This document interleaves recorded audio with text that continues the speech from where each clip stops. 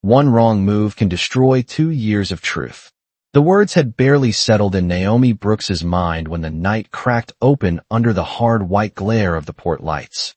The air smelled like wet concrete, diesel, and cold salt rolling in from the river, and every second felt sharpened to a point.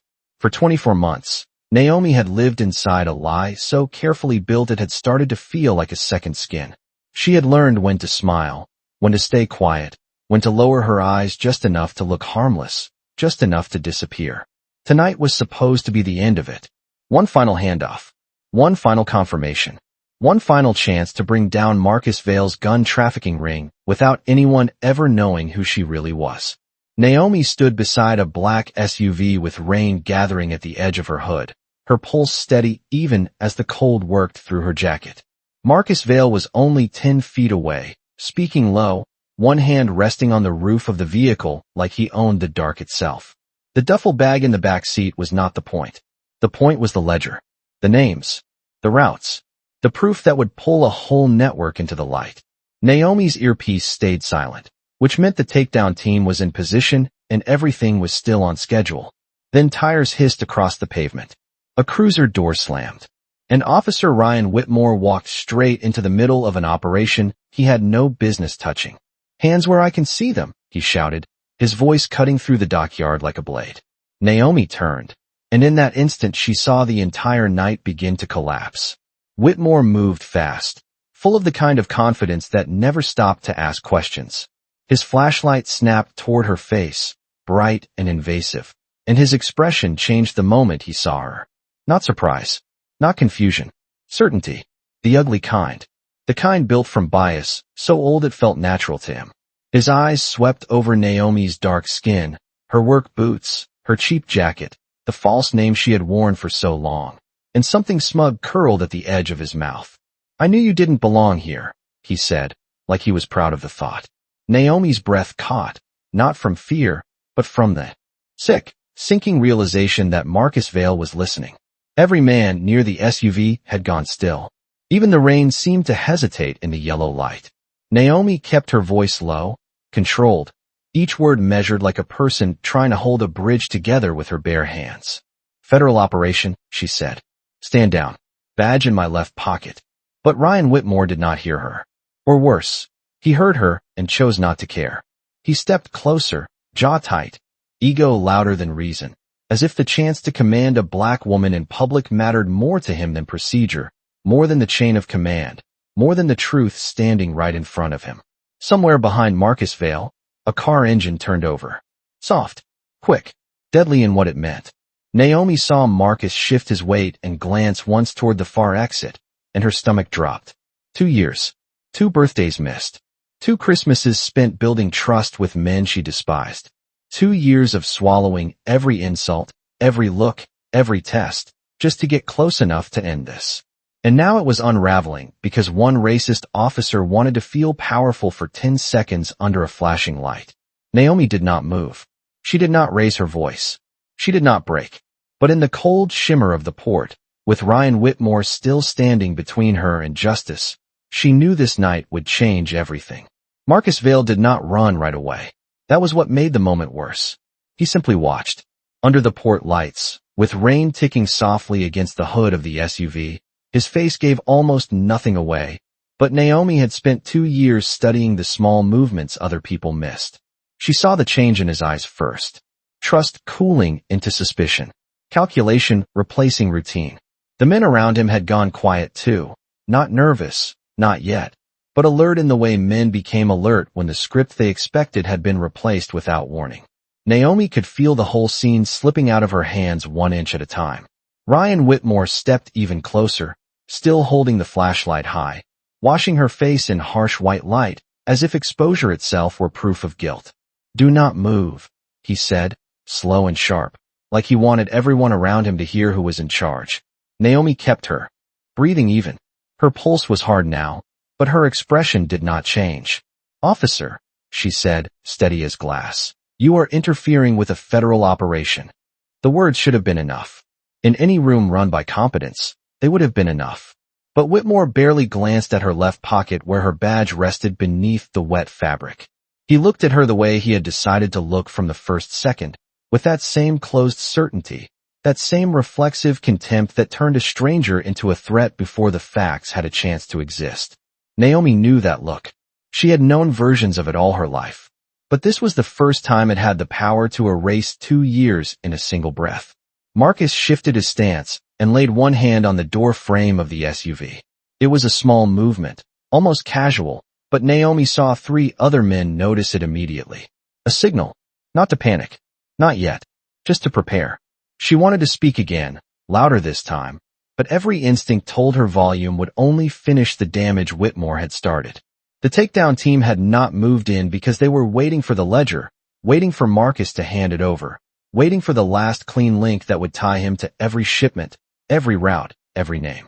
If Naomi broke the rhythm now, if she pushed too hard, Marcus would know for certain that the woman he had let stand beside him in warehouses and back rooms and late-night diners was never who she claimed to be. So she held still. Rain slid from her hairline to her jaw. Diesel fumes hung low in the cold. Somewhere farther down the dock, a horn sounded from the river, deep and lonely, and it made the whole port feel larger, emptier, more dangerous in the quiet way that came before everything changed. Naomi thought of the first week she had entered Marcus Vale's orbit, when she had learned to laugh at the right jokes and keep her hands visible and never, ever ask the question that mattered too soon. She thought of long nights washing glasses in a bar where smugglers met after midnight, of memorizing tattoo patterns and license plates and half-finished conversations, of pretending she did not hear the insults that came easy when men thought. A black woman standing nearby was invisible. She had swallowed all of it because patience was the price of access, because every step inward mattered, because the guns moving through Marcus Vale's network did not stay in ledgers and warehouses. They ended up on corners, in stolen cars, under seats, in frightened hands. They ended up in neighborhoods like the one Naomi grew up in. They ended up taking things that never came back. Whitmore had no idea what he was standing in the middle of, or maybe part of him knew and did not care. That possibility was colder than the rain. Captain Elena Hayes had warned every local unit to stay clear of the operation zone. The orders had gone out hours ago. The route was sealed. The perimeter was mapped, which meant Ryan Whitmore was either reckless enough to ignore direct instruction or arrogant enough to think it did not apply to him. Naomi watched his jaw tighten as if he expected gratitude for his interruption, as if he believed he had just uncovered something clever. Then Marcus Vale smiled, faint and humorless, and looked at Naomi like he was seeing her for the first time. In that look, the lie she had lived for 2 years began to die. Ryan Whitmore still had not lowered the flashlight. Its beam stayed on Naomi's face like he wanted everyone in the port to memorize it. Around them, the night felt thinner now, as if the cold air itself had stepped back to watch what would happen next. Marcus Vale let one hand rest on the open rear door of the SUV and tilted his head just enough to study her. Naomi had seen that look before too. It was the look of a man reviewing every conversation he had ever had with you, measuring every pause, every answer, every borrowed smile, trying to decide which parts had been real and which parts had been purchased with patience. Naomi knew she had only seconds left before suspicion hardened into certainty. "Show me your identification," Whitmore said. His voice came out flat, official, almost bored, which made it worse. The boredom told Naomi he thought this was simple. A local officer arriving to clean up what he had already decided was street-level trouble. He had no sense of the cost of being wrong. Naomi slowly moved her left hand toward her jacket. "Do not," Whitmore snapped, sharp enough to make Marcus's men shift where they stood. Naomi froze, then lifted her empty hand slightly, palm open. She did not look at Whitmore. She looked at Marcus. "You know me," she said quietly, choosing each word with surgical care. "You know I do not bring trouble to business."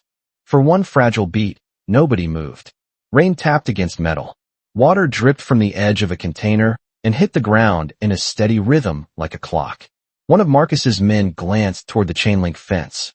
Another touched the brim of his cap and looked toward the far loading lane where darkness pooled between stacked trailers. They were making exits in their minds. They were measuring distance. The ledger was still inside the vehicle, tucked where Naomi had seen Marcus place it less than a minute earlier, a black notebook no thicker than a hand, but heavy enough to bury half a dozen people with the truth inside it. She had come too far to lose it now. Whitmore stepped between Naomi and the SUV, a move so careless it was almost surreal. He blocked her line to the evidence, blocked her line to Marcus, blocked the invisible sequence the team had spent months rehearsing. "I said identification," he repeated. His mouth tightened when Naomi did not immediately obey. Then came the glance, the one that scraped worse than the order itself. Down the length of her jacket, her boots, her hands. The kind of glance that reduced a person before it understood them. "You people always have a story," he muttered. Quiet, but not quiet enough. Marcus heard it. So did the men beside him. Naomi felt the words land across the wet concrete and spread like oil.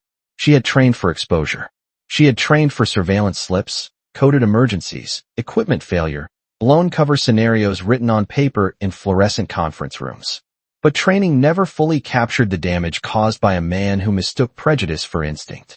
She thought of Captain Elena Hayes back in the command van, hearing everything through the feed and realizing in real time that a local officer had turned a controlled operation into an open wound. Naomi also thought of her brother, 17 years old forever in the photograph she kept folded inside a worn wallet, his smile bright and ordinary, the kind that belonged to somebody who should have had decades left. Marcus Vale's network had fed neighborhoods like theirs with fear wrapped in steel and cash. That was why she had stayed under so long. That was why she had let strangers call her names, had laughed when she wanted to leave, had sat in cheap diners at 2 in the morning listening to men talk as if lives were inventory. Whitmore did not know any of that. Or if he sensed even a piece of it, he had decided it did not matter. Marcus finally straightened and gave a soft laugh with no warmth in it. "Interesting night," he said. His voice was low, almost gentle, which made Naomi's chest tighten more than a shout would have. He looked from Whitmore to Naomi, then back again, and the faint smile on his face said he had found an angle he liked. "Officer," Marcus said smoothly, "seems like your friend here forgot to mention a few things." Naomi felt the last safe version of the night slipping away. The team still had not moved. They could not yet, not without risking the ledger, the vehicles, the names, the months of surveillance strung together like wire behind this one exchange. Everything now depended on whether Marcus chose arrogance or retreat. Naomi knew his patterns. He trusted control more than speed. He liked to leave clean. He liked to leave others confused. That meant if he walked, he would take the ledger and disappear into a dozen shell routes before sunrise. She could not let that happen. Slowly, carefully, she lifted her eyes to Whitmore again. "Officer," she said, her voice calm enough to shame the panic gathering around them. "If you care about your badge, step aside right now." But Ryan Whitmore only squared his shoulders, convinced the badge on his chest meant he owned the truth. And the moment Marcus Vale smiled again, Naomi knew the night had already turned against her. Marcus Vale did not answer right away. That was the worst part of men like him. They knew silence could do more damage than shouting ever could. Rain glossed the pavement black around the SUV, and the white beam from Ryan Whitmore's flashlight kept cutting across Naomi's face, turning every second into something hard in public. Naomi could feel the operation breathing behind the dark, agents waiting in. Vans, in unmarked cars, under hoods and headsets, all of them listening to a scene that had already gone wrong and was still getting worse. She did not have the luxury of anger. Anger was loud. Anger was visible. Anger would only confirm whatever story Whitmore had already decided to tell himself. So Naomi held on to the one thing still in her control. Her voice. Her posture. The space between panic and action. "Marcus," she said, not fast, not pleading, just steady enough to sound like the woman he had known for 2 years. "You know I do not make mistakes on nights like this." Marcus looked at her with a kind of cold curiosity, as if he were testing the weight of that sentence in his hand. His men had spread out by inches, never enough to trigger open alarm, but enough for Naomi to see the shape of retreat taking form. One drifted closer to a sedan parked 20 feet away. Another subtly checked the loading lane beyond the containers. Marcus himself stayed near the rear passenger door of the SUV, one polished shoe shining wet beneath the port lights, one hand still close enough to the vehicle to remind Naomi that the ledger was almost certainly still inside. Ryan Whitmore noticed none of it, or noticed it and misunderstood it. His attention was fixed on Naomi, narrowed by the satisfaction of control. "Stop talking to him," he said. "Talk to me." The command landed with that same ugly confidence, the assumption that he was the center of the scene because he had decided to be. Naomi turned her eyes toward him slowly, letting the silence stretch just long enough for him to hear how much he had interrupted. "You are not the center of this," she said. Very calm, very clear. The words did not rise. They settled. Whitmore's expression tightened at once. Men like him could mistake silence for weakness, but they never missed composure when it refused to bow. "I am an officer of the law," he said, his chin lifting a fraction. "And right now I see probable cause standing in front of me." Naomi almost laughed, not because anything was funny, but because the line was so neat, so polished, so ready-made for paperwork and self-justification. Probable cause. As if her face, her skin, her presence in the wrong place at the wrong time were all the evidence he needed to bulldoze procedure, command structure, and basic judgment. Somewhere in her earpiece a breath crackled and cut out. The team was still holding. Captain Elena Hayes had not given the green light. Naomi understood why. Once the team moved, Marcus would scatter every asset he had left. The ledger might disappear. The names might vanish into shell companies and warehouse fires and phones dropped in rivers before dawn. This was still salvageable, barely, but only if Naomi could keep Marcus close for another minute. Maybe less. She shifted half a step, subtle enough to look accidental, bringing herself slightly closer to the SUV. Whitmore moved with her at once, blocking her path again, proving he was reacting to her rather than reading the room. Marcus noticed that. Naomi saw it in the faint change at the edge of his mouth. He was learning from Whitmore now, learning how foolish the interruption really was, learning that the man with the badge was too arrogant to see the game he had walked into. That could help. If Marcus believed Whitmore had stumbled into something bigger than he understood, he might hesitate before disappearing. Naomi let that possibility build and spoke again, this time to Marcus, but loud enough for everyone to hear. "You wanted a clean deal?" she said. "I can still give you that if nobody else makes another bad decision." For the first time, Whitmore looked uncertain, only for a second, but Naomi saw it. A crack. A small one. He was starting to realize that every person around him seemed to be playing by rules he did not know.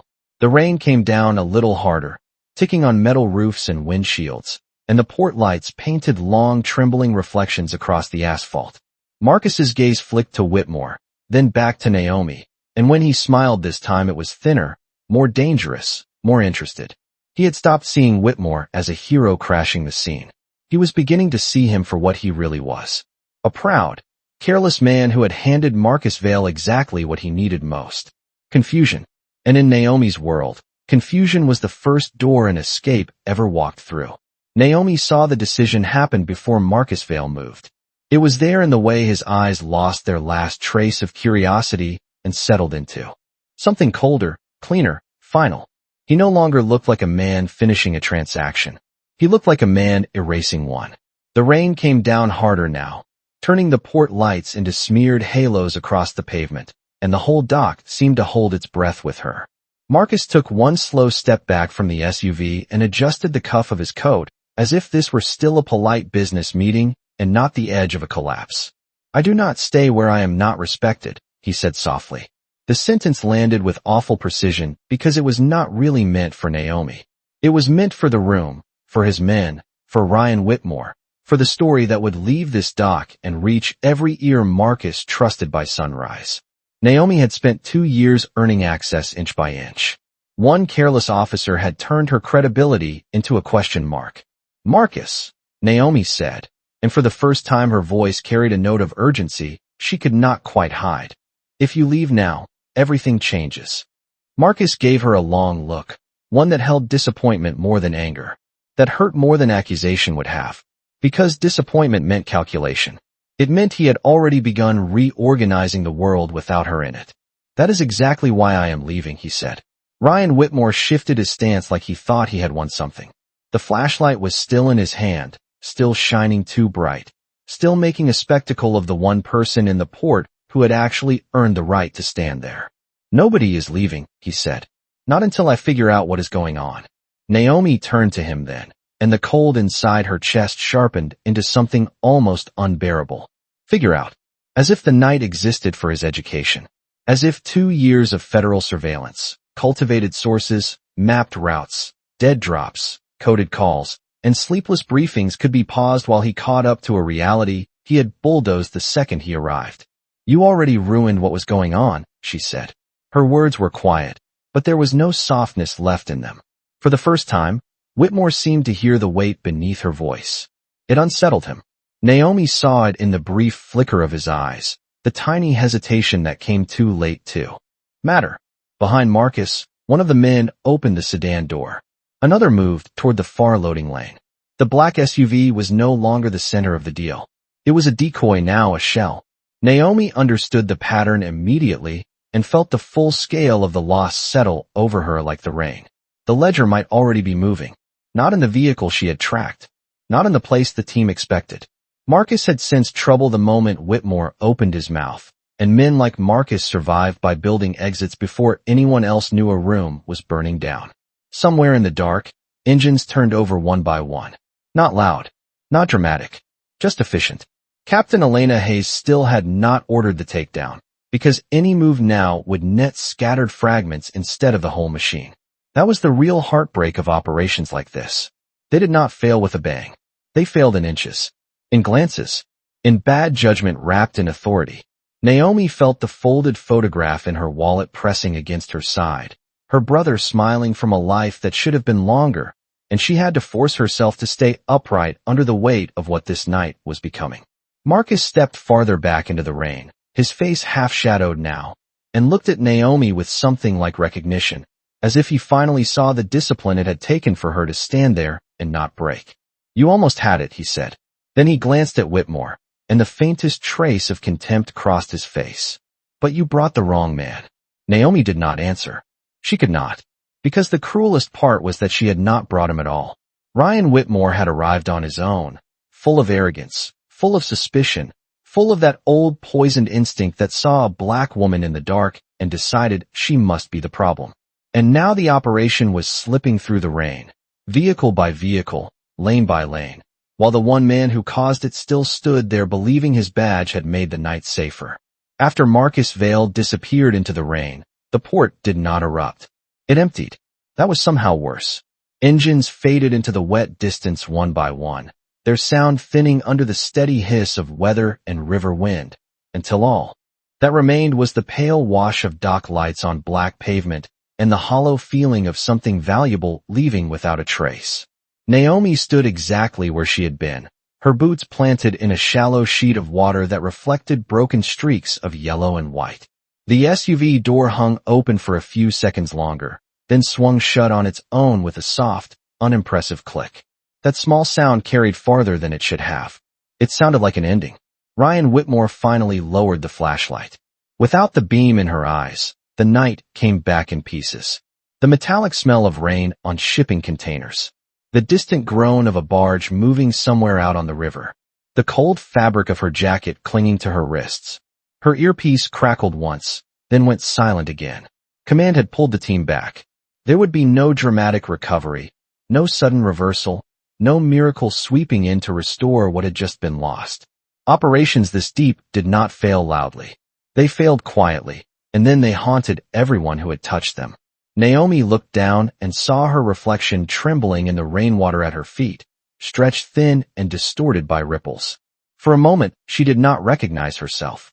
Not because of the false name or the months spent wearing a stranger's habits, but because she could still feel the effort of holding everything together in her chest, even after there was nothing left to hold.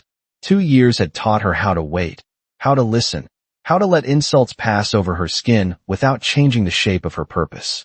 But nobody trained you for the silence after a cover began to die. Nobody trained you for the moment when the work was still inside your body, but the mission had already slipped beyond your reach. Ryan shifted beside her, not close enough to touch, not far enough to disappear. For the first time since he arrived, he seemed to understand that the dark around them belonged to something larger than his authority. "I was doing my job," he said, but even he could hear how thin it sounded. Naomi did not answer. She could not waste words on a sentence built to protect the man who said it. Instead, she watched rain collect along the edge of the loading dock and pour over in silver. Lines, like the night itself was being washed clean of witnesses. In the command van 50 yards away, Captain Elena Hayes would already be reviewing feeds, timestamps, audio logs, every piece of evidence that could preserve the truth even when the arrest had not happened. Naomi held on to that thought because it was solid, because facts did not bend just because power tried to stand in front of them. She slipped one hand into her jacket pocket and felt the corner of the folded photograph she always carried. Her brother's smile was there in memory before she even touched the paper. 17 years old, bright-eyed, ordinary in the most sacred way. She drew a slow breath and let the cold fill her lungs. Ryan Whitmore might have mistaken her silence for defeat. Men like him often did. But silence was not surrender. Silence was where she put the pain so it would not own her. Silence was where she kept her discipline when anger would have made a spectacle of the wrong thing. Under the dim port lights, with rain threading down her face and the river moving black beyond the fence, Naomi lifted her eyes toward the command van and knew that this night was not over. It had only changed shape. Captain Elena Hayes was waiting inside the command van when Naomi stepped out of the ring. The air inside was warmer, thick with static, wet fabric, and the low electric hum of equipment that had recorded every second the night came apart. No one spoke when Naomi entered. No one needed to. Screens already glowed across the narrow space, each one holding a different angle of the same collapse. The port lights, the SUV, Marcus Vale turning his head, Ryan Whitmore lifting his flashlight like he had arrived to save something instead of ruin it. Naomi stood just inside the door, water slipping from her sleeves onto the metal floor, and watched Captain Hayes press one key after another with the kind of calm that only came after disappointment had burned itself into discipline. "Run his body camera from first contact," Hayes said. Her voice was level, but the quiet in it made every person in the van straighten. The footage opened with motion, hard breathing, the sharp bounce of a man walking too fast because he believed urgency was the same thing as judgment. Then came Whitmore's voice, loud and confident. Then Naomi's, clear, controlled, identifying herself, warning him, telling him exactly what this was. Hayes stopped the video and rewound it. Played it again. The words did not change. Naomi watched Whitmore's face from the side of the van as the truth reached him in pieces. First confusion, then resistance, then the beginning of fear. "Run the doc feed," Hayes said. Another screen shifted. A fixed camera angle now, grainy from rain and distance, but clean enough to show positions, timing, movement. Naomi standing near the SUV. Marcus holding where he was. Whitmore walking straight into the center line of an active operation after perimeter orders had already gone out. Hayes requested the dispatch log next. Timestamps rolled across the screen in white numbers. Local units had been instructed to avoid the zone. Whitmore's cruiser had acknowledged the channel. Naomi did not look at him now. She kept her eyes on the evidence, on the cold comfort of sequence and record and fact. Because facts did not flinch. Facts did not get embarrassed and rewrite themselves. Facts simply sat there and made men answer for what they had done. Audio enhancement, Hayes said. The technician adjusted the waveform. Whitmore's muttered words cut through the speakers more clearly this time, ugly in their certainty, stripped of every excuse tone and distance might have given them. "You people always have a story." No one in the van moved. Naomi felt the sentence settle over the room like a stain. There it was. Not instinct. Not confusion. Not procedure. Bias, plain and unhidden, driving the worst decision of the night. Hayes folded her arms and looked at Whitmore for a long second that seemed to empty the air around him. He opened his mouth as if to explain, then stopped when he realized explanation required facts he no longer controlled. "You heard the federal identification," Hayes said. "You ignored command perimeter instructions. You obstructed an active investigation. And you did it while making your motive painfully clear." Whitmore swallowed hard. Some of the color had gone from his face. For the first time since he had stepped onto the dock, he looked smaller than his badge. Naomi stood still, not triumphant, not relieved, only tired in that deep way that came when truth finally arrived, but could not return what it cost to get there. Marcus Vale was still gone. The ledger was still gone. The operation had still been shattered. But now the lie at the center of Ryan Whitmore had nowhere left to hide. Hayes turned back to the screens, and the glow from the monitors sharpened the lines in her face. Lock every copy of this footage, she said. Internal Affairs, Federal Review, Chain of Evidence, preserved tonight. Then she looked at Naomi, and her expression changed just enough to hold respect without pity. Naomi gave a small nod. She did not need comfort.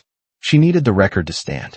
Outside, rain kept tapping against the roof of the van in a steady rhythm, but inside, the silence had changed. It was no longer the silence of loss. It was the silence that came right before accountability. Captain Elena Hayes did not raise her voice when she made the call. That was what gave the moment its weight.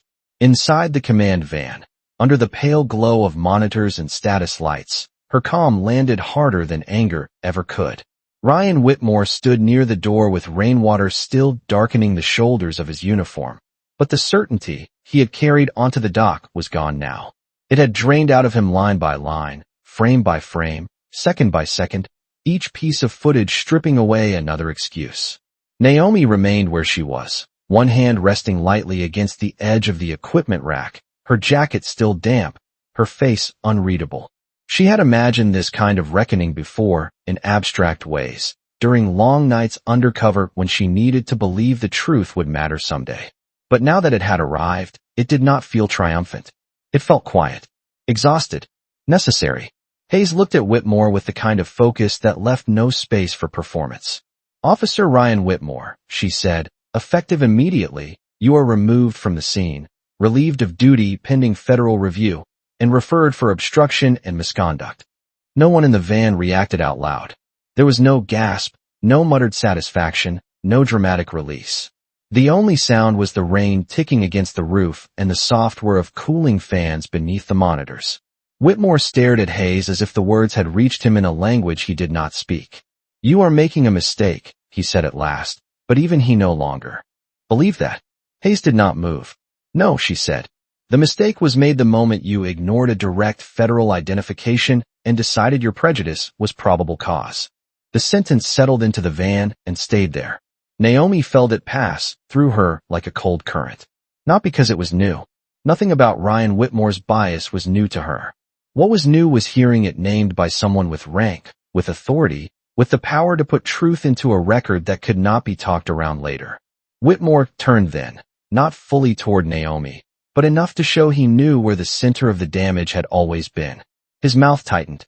His eyes dropped, then rose, then dropped again, as if he were searching for a version of the room in which he was still the righteous man.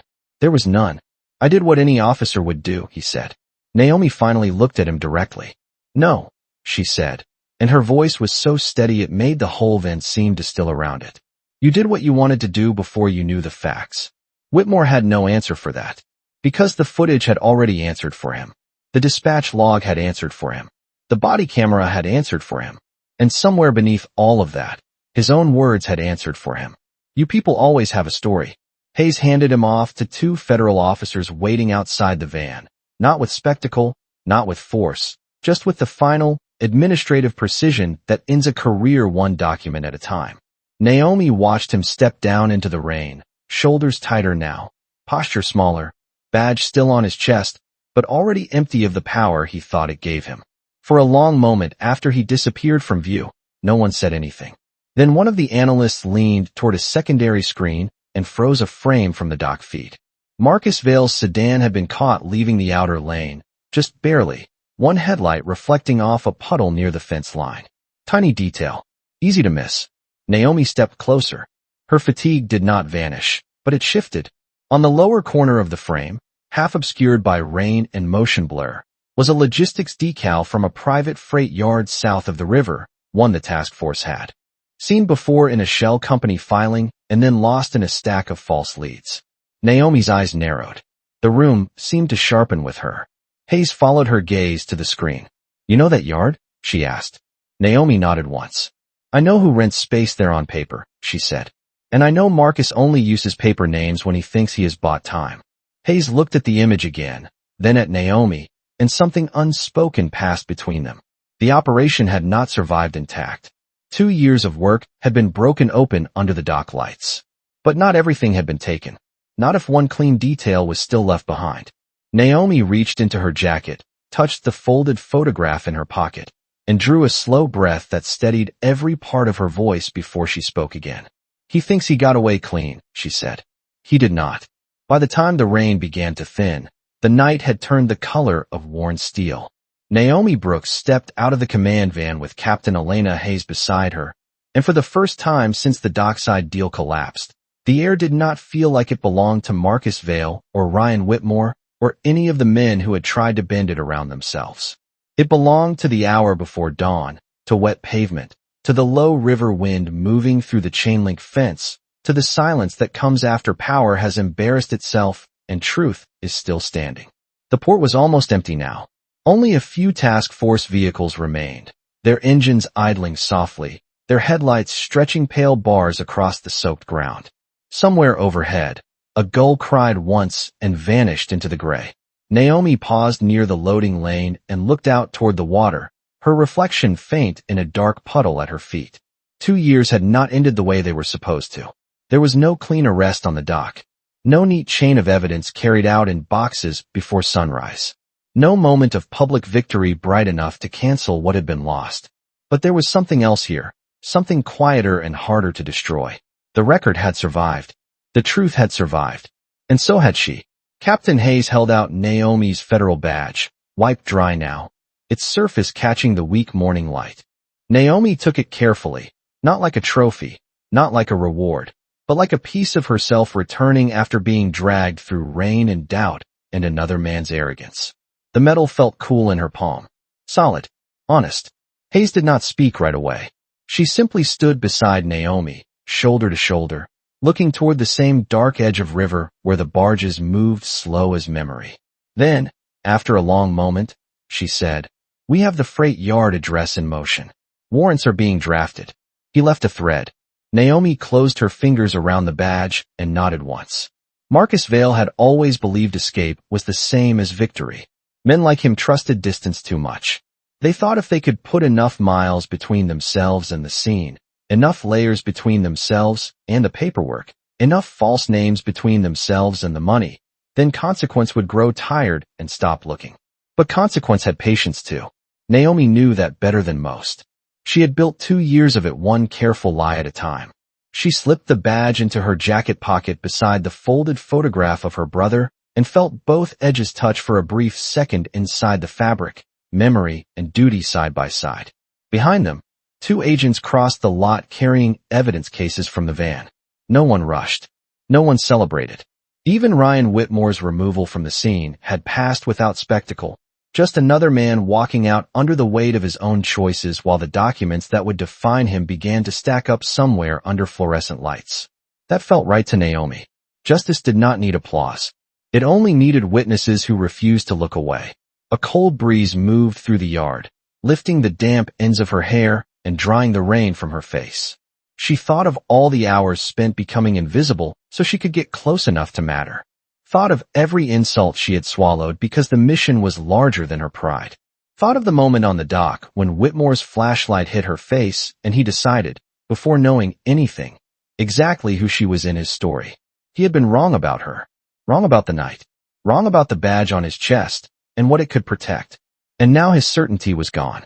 Not because she shouted louder. Not because she humiliated him back. But because the truth stayed still long enough to be seen. Naomi looked east, where the first pale strip of dawn had begun to gather beyond the warehouses. The light was thin, almost colorless, but it was enough to separate one shape from another. Fence from fog, water from sky, road from shadow. Hayes's phone buzzed once. She checked the screen, then handed it to Naomi without a word. A traffic camera still from South River Freight filled the display. A sedan entering through a side gate at 4:12 a.m. rain on the lens. Headlight glare. But the plate was there. The timestamp was there. And Marcus Vail, however briefly, had made the mistake of thinking one ruined night meant the story was over. Naomi gave the phone back and let out a slow breath that clouded in the cold.